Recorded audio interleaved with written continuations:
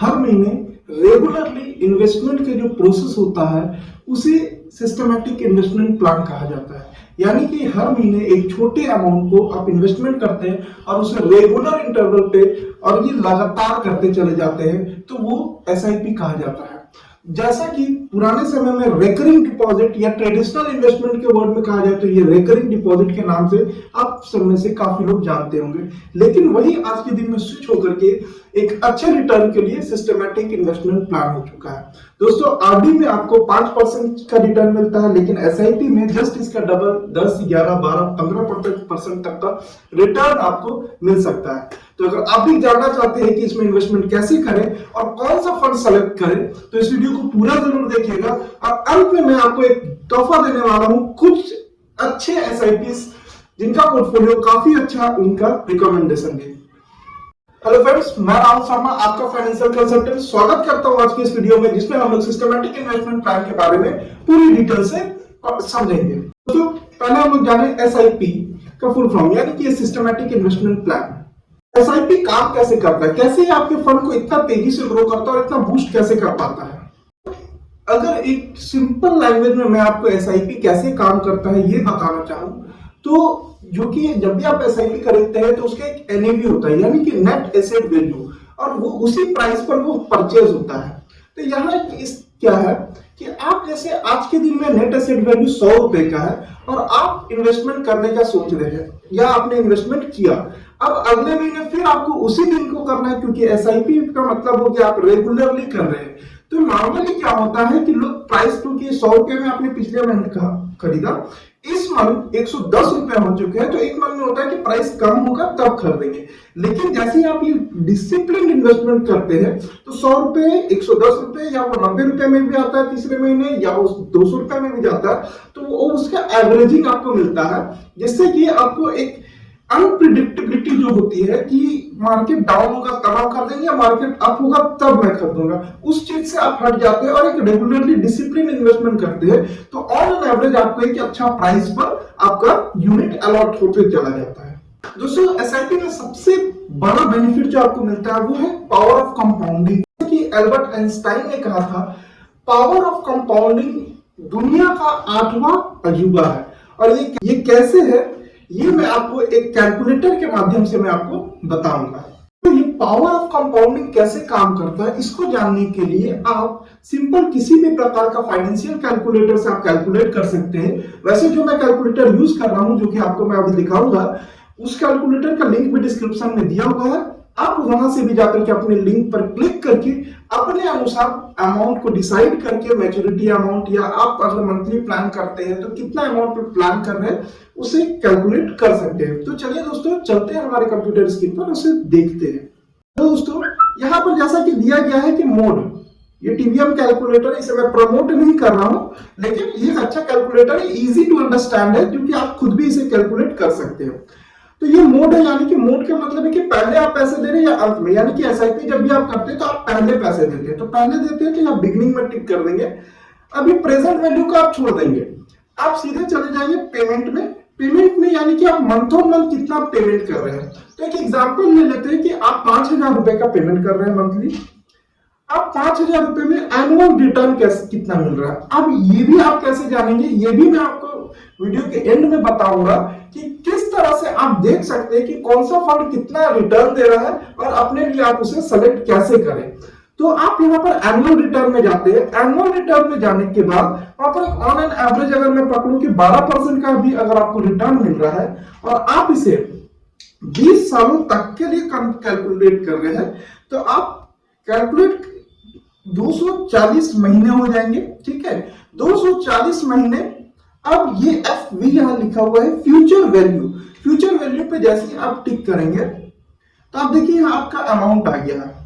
ये total amount आपका हो जाएगा 49,95,700 रुपीज। और आपने डिपॉजिट कितना किया, आप डिपॉजिट कर रहे हैं 12 लाख रुपए, यानी कि आप 12 लाख रुपए डिपॉजिट कर रहे हैं और उसमें इंटरेस्ट कैलकुलेट, इंटरेस्ट भी नहीं कह सकते, बेसिकली ये ग्रोथ होगा, जो कि आपको 47 लाख रुपीस दे रही है। ये है पावर ऑफ कंपाउंडिंग। अगर थोड़ा और लंबे समय के लिए अगर हम लोग देखें कि ये अगर हम लोग 10 साल और बढ़ा देते हैं तब आपको क्या रिटर्न मिलता है। मंथ भी हम लोग 360 मंथ कर दिए और अमाउंट एनुअल रिटर्न में हमने 12% ले लिया। फ्यूचर वैल्यू कैलकुलेट करें दोस्तों, यहाँ पर 1,76,49,000 रुपीज आपको जनरेट करके ग्रोथ होकर के मिल रहा है, जिसमें कि आप डिपॉजिट कर रहे हैं सिर्फ और सिर्फ 18 लाख रुपए। तो ये दोस्तों पावर ऑफ कंपाउंडिंग का ताकत है जो कि आपको एसआईपी दे सकता है। तो ये एक बहुत ही अच्छा तरीका है, आप अपने पैसे को ग्रो कर सकते हैं, बढ़ा सकते हैं और बिल्कुल करोड़पति बन सकते हैं।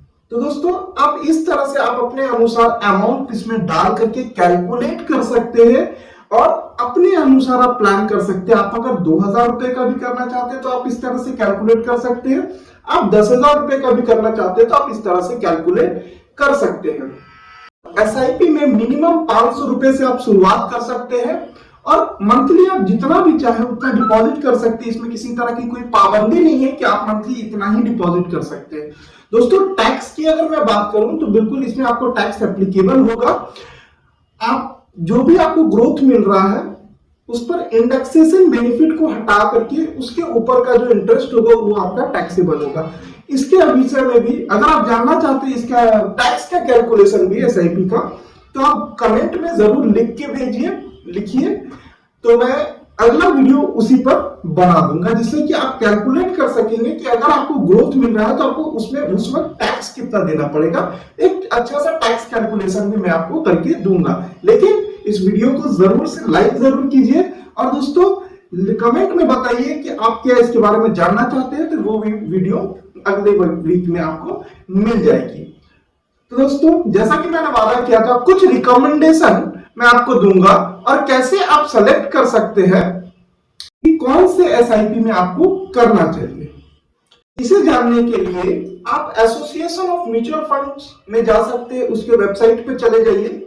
वहां जैसे ही आप जाएंगे ये स्क्रीन आपका खुलेगा। इस स्क्रीन में आप यहाँ पर म्यूचुअल फंड स्कीम परफॉर्मेंस नीचे में देख पा रहे होंगे, इस पर क्लिक करेंगे। अब यहाँ पर देखिए बहुत सारा ऑप्शंस आता है, ओपन एंडेड, क्लोज एंडेड। तो दोस्तों ओपन एंडेड का मतलब हो गया कि वो फंड जो है लगातार रेगुलरली वो चलता रहेगा जब तक आप उसे क्लोज नहीं करेंगे। क्लोज एंडेड का मतलब हो गया कि उसका एक टर्म होता है, वो आप 3 साल के लिए करते हैं या 4 साल के लिए या 5 साल के लिए और उसके बाद वो ऑटोमेटिकली रुक जाता है, आप उसे कंटिन्यू नहीं कर सकते हैं। तो ये होगा difference open ended close ended का। तो हम लोग ओपन एंडेड में ही आज देखेंगे equity, debt, hybrid, solution oriented and others. एक डिफरेंट पोर्टफोलियो है। जैसे आप इक्विटी में जाते हैं तो इक्विटी का जो भी फंड है दोस्तों वो आपको शेयर मार्केट में इन्वेस्टमेंट होगा और वहां से आपको रिटर्न निकाल के एसआईपी देगा। तो दोस्तों एसआईपी जब आप इन्वेस्ट कर रहे हैं तो मैं रिकमेंड करूंगा कि इक्विटी में ही जाइए। अगर बहुत ही छोटे समय के लिए आप इन्वेस्टमेंट कर रहे हैं, साल भर, 1.5 साल, 2 साल के लिए, तभी मैं आपको रिकमेंड करूंगा आप डेट में जाइए। तो आज हम लोग इक्विटी पे स्टडी करते हैं। अगर आपको चाहिए डेट में भी तो आप कमेंट में जरूर लिख के बताएं। इक्विटी में जाइए, यहां पर देखिए बहुत सारे ऑप्शंस मिल गए आपको। Large cap, large and mid cap, multi cap, mid cap, small cap, value, ELSS, contra, dividend yield, focused, sectoral, thematic, flexi cap. तो दोस्तों अगर मैं बहुत ही छोटे छोटे में बता देता हूँ, लार्ज कैप फंड यानी कि वो उस तरह का फंड जो कि आपका उसके इन्वेस्टमेंट वहां होगा जो कि हमारे कंट्री की बड़ी कंपनी है, जैसे टाटा स्टील, एसबीआई, एचडीएफसी, ये सारे लार्ज कैप फंड में आते हैं। तो ये उन सारे कंपनियों में इसका इन्वेस्टमेंट होगा। लार्ज एंड मिड कैप यानी इसमें मिक्सचर रहेगा, लार्ज कैप फंड्स का भी, लार्ज कैप स्टॉक्स का भी और मिड कैप स्टॉक्स का भी। मल्टी कैप यानी कि हर प्रकार का इसमें आपका स्टॉक्स रहेगा।